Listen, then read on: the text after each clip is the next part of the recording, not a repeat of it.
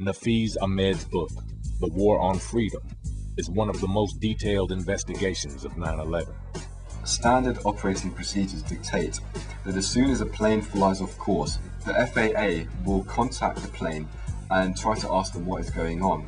If there is a problem or if they cannot establish radio contact, then immediately the FAA will contact the Pentagon, who will, within a matter of minutes, a maximum of 10 minutes normally, will scramble fighter jets to intercept the civilian plane and to analyze the situation and see what is going on.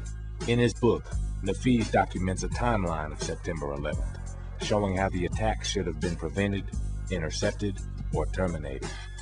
In the case of American Airlines Flight 77, which departed Dulles and was crashed into the Pentagon, the FAA lost contact at 8:50 a.m.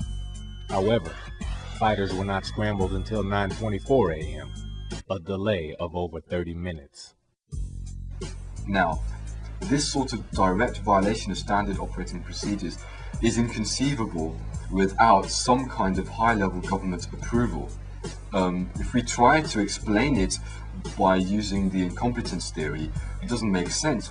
For example, if it was incompetence, we would expect that there would have been a normal inquiry into what went wrong. If we would have expected that there would be some kind of reprimands, that certain officials would be downgraded, or they would lose their jobs, or something would have happened to correct the situation.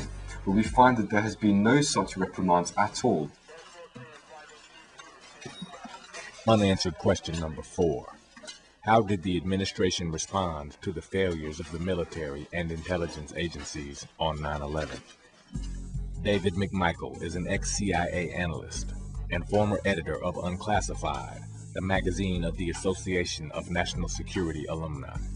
Contrary to the situation in countries with parliamentary governments, where the responsible cabinet officer following a disaster of any sort is expected to, and almost always does, resign or go fall on his sword or something like that. In the United States, this simply doesn't happen. That's not our tradition. Despite the breakdown under his acting leadership on September 11th, General Richard B. Myers was promoted to chairman of the Joint Chiefs of Staff, the highest military post in the country. The worse the failure of intelligence, the more the intelligence system gets rewarded in terms of greater budgets and more personnel, on the grounds, of course, that they failed because they didn't have the resources. Well, that's often done in the military side as well. A sufficient military failure will usually bring on demands not so much for the sacking of the generals who participated in the failure, but in increasing their budget so that arguably it won't happen again.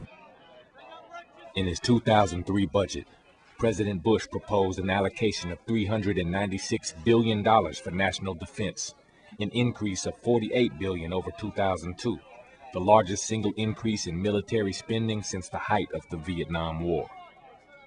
Unanswered question number 5. What ties, if any, did the U.S. government and intelligence agencies have with the terrorists or their supporters?